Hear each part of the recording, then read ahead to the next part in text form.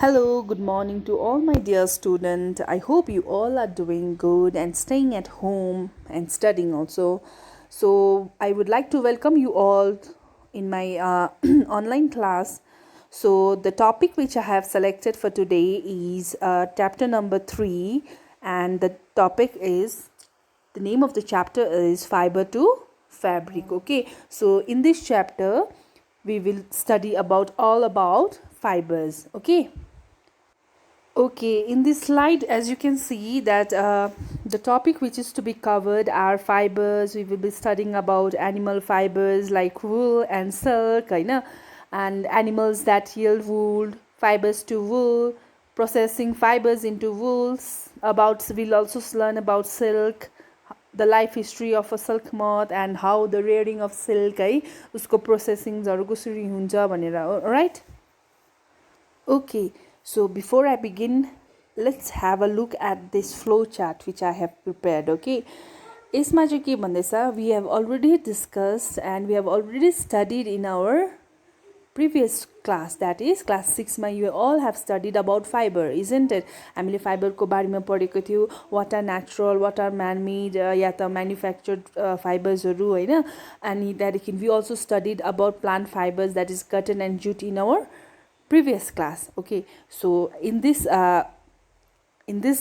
class we will study about another natural fibers, that is from animal. Okay, the fiber which we get from animal, that is wool and silk. Yes. Okay, so as you can see in the flow chart that the fibers are divided into two categories, that is man-made fiber and the other one is natural fiber. Man-made fiber मा के हुन्छ, nylon, polyester, polyethylene, त्यहाँदेखि rayon and so on. So अब यिनीहरू चारटा bike अरूहरू पनि synthetic fibers you'll get. Okay, but you'll study about these four in your next class. Next year you'll study in class 8. You have this chapter called synthetic fibers. That time you'll learn about all these things. Okay, for now let's concentrate on natural fibers. We have already studied about plant fibers, cotton र jute को बारेमा we have already studied. Now in this chapter we will study about wool and silk. Okay, so what is animal fiber? Animal fiber भनेपछि you'll think नि अब हैन, एनिमलबाट आउने फाइबर्सलाई चाहिँ obviously we call it animal fibers हैन. अन्त animal fibre चाहिँ synthetic हैन नि, एनिमलबाट पाउँदैछ, so it is a natural fibres हैन. हामीले आफैले केमिकल्सहरू युज गरेर त्यो बनाएको छैन, इट नेचुरली कम्स हैन. अब एउटा शिपको हेयरबाट पाउँदैछ हामीले, सिल्कको कोकुनबाट पाउँदैछ भनेपछि चाहिँ इट्स अ नेचुरल फाइबर है. And I have given you the example of wool र सिल्क. वुल चाहिँ भेडाको देखाइरहेको छ त्यहाँनिर, वुल काटेर है, जुन चाहिँ फर्स्ट पिक्चरमा देखिरहेको छ तिमीहरूले. And the second one is silk. Okay, so in this slide you will see the animal which yield wool है, जसले चाहिँ हामीलाई wool दिन्छ है. that is angora goat देखाइरहेको छ first पिक्चरमा. goat, yak, camel, alpaca and llama. Okay, so these are the animal which yield wool. हामीलाई wool दिने animalsहरूको photo सायद तिमीलाई नाम पनि I have given you, so you can have a look at this. Okay, so our next topic is animal fibers, wool. Okay, animal fibers to wool हैन. अब you all have seen sheep हैन. हामीले शिपलाई देखेको छ, है. शिपको चाहिँ के हुन्छ, शिपको चाहिँ लामो लामो व्हाइट कलरको हेयर हुन्छ है. त्यो हेयरलाई चाहिँ भन्छ फ्लिस भन्छ. ओके, जुन चाहिँ त्यो आउटर लेयर अफ स्किन छ उसको है, त्यसलाई चाहिँ फ्लिस भन्छ हो. त्यसलाई नै हामीले काटेर चाहिँ हामीले युज गर्छ. ओके, त्यसलाई फाइबरको तौरमा हामीले युज गरेर वी मेक स्वेटर्स, ब्ल्याङ्केट्स, सल्सहरू केहरू युज हैन. अब त्यो शिपलाई हेर्दाखेरि चाहिँ अब उनीहरूकोमा चाहिँ किन चाहिँ त्यस्तो त्यो हेयर भएको होला भनेर क्वेसन आउँछ हैन. किनभने चाहिँ त्यो वुलले चाहिँ के गर्छ, इट ट्र्याप्स हिट. ओके, उसले हिट ट्र्याप्स गर्छ हो. अन्त त्यहाँदेखि त्यो हिटलाई चाहिँ बाहिर जानु दिँदैन.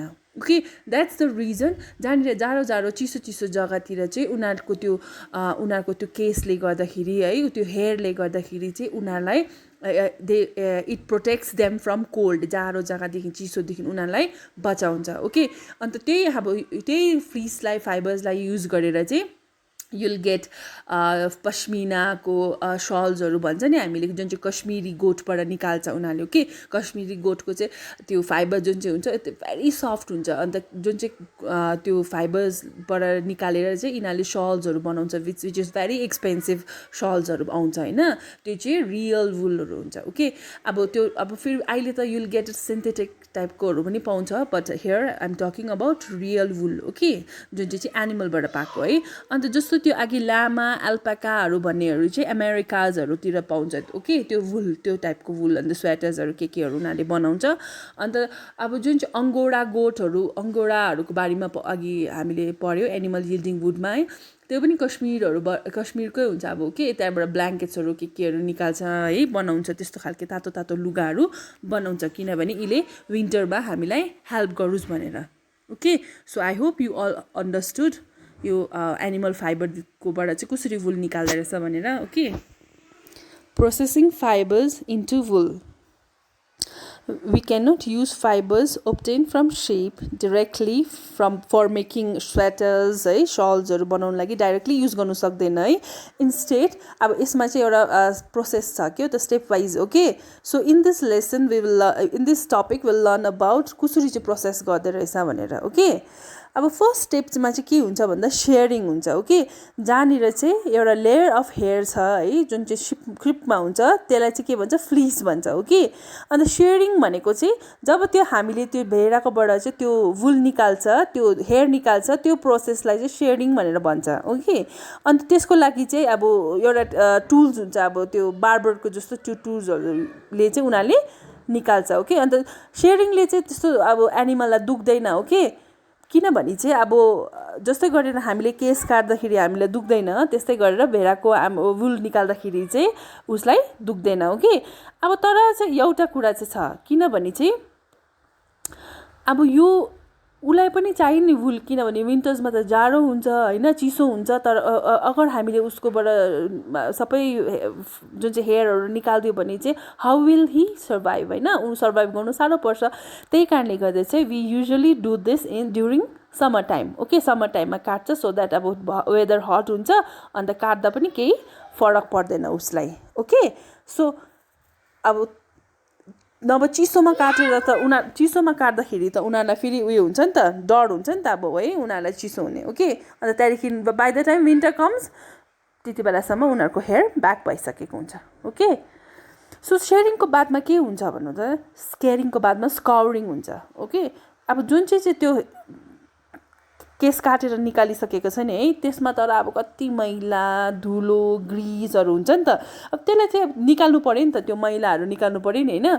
त्यही कारणले गर्दाखेरि चाहिँ त्यसलाई वास गर्छ, मजाले वास गर्छ। ओके, त्यो भुत्लालाई जुन चाहिँ छ त्यसलाई मजाले हामीले धोएर, या त अब त्यो चाहिँ मान्छेले हातले धुनु पनि सक्छ, या त मसिनले धुँदा पनि हुन्छ। त्यो धोएर हामीले सुकाउँछ। ओके, सुकाएपछि चाहिँ अब obviously will get a clean fibre होइन। त्यहाँदेखि चाहिँ अब त्योले फ्याक्ट्रीमा पठाउँछ, त्यहाँदेखि फ्याक्ट्रीमा पठाएर चाहिँ सर्टिङ हुन्छ, SORTING। Okay, shirting. यसमा चाहिँ के हुन्छ भन्दाखेरि चाहिँ अब फ्याक्ट्रीमा लगेर चाहिँ त्यसलाई सेपरेट गर्छ। ओके, कोही कोही लामोहरूको लामो अलग्गै, छोटो छोटो अलग्गै है, फाइन। अन्त अब सफ्ट खालकेहरू, अलिकति कडाहरू अब जुन चाहिँ हेयर छ है क्वालिटीकोमा, अन्त कोही कोहीमा चाहिँ अब त्यो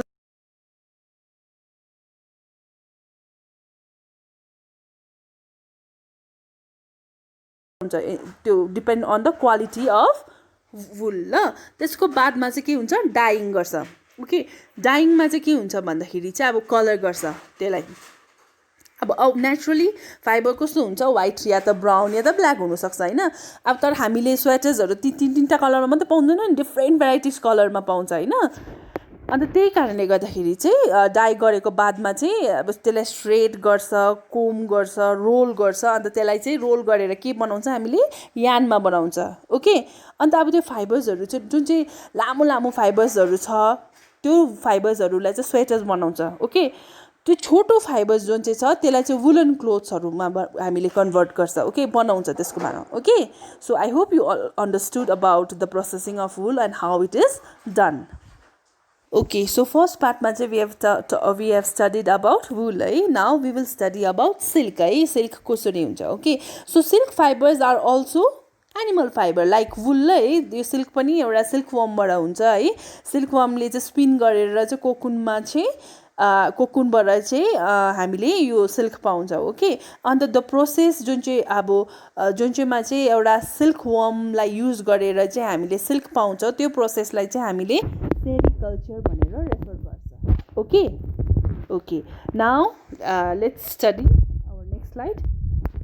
okay, next we have life cycle of a silk moth है. यसमा चाहिँ अब लाइफ साइकल कसरी चाहिँ एउटा सिल्क मथ चाहिँ अब एउटा के भन्छ एगदेखि चाहिँ डेभलप भएर एउटा मथ हुन्छ भनेर विल स्टडी. त्यसको लागि चाहिँ I will be going to play one video for you. Okay, so watch this and understand.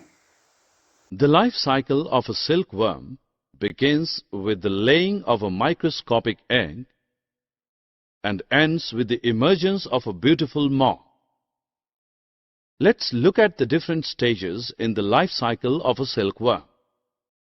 The female silk moth lays tiny microscopic eggs at the end of summer. They remain dormant till spring. Come spring, tiny black caterpillars or larvae emerge from these eggs. These caterpillars feed on mulberry leaves and grow bigger and bigger.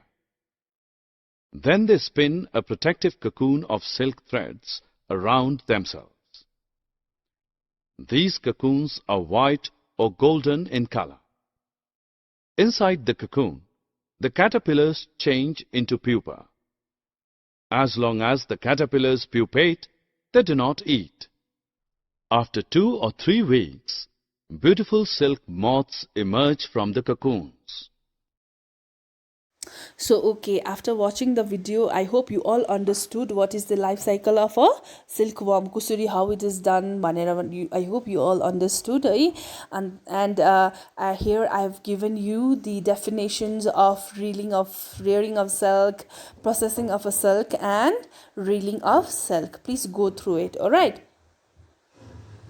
Okay, now we have completed our class. So I hope you all have understood. And if you have any queries, you can ask me. Okay. Thank you. Have a good day.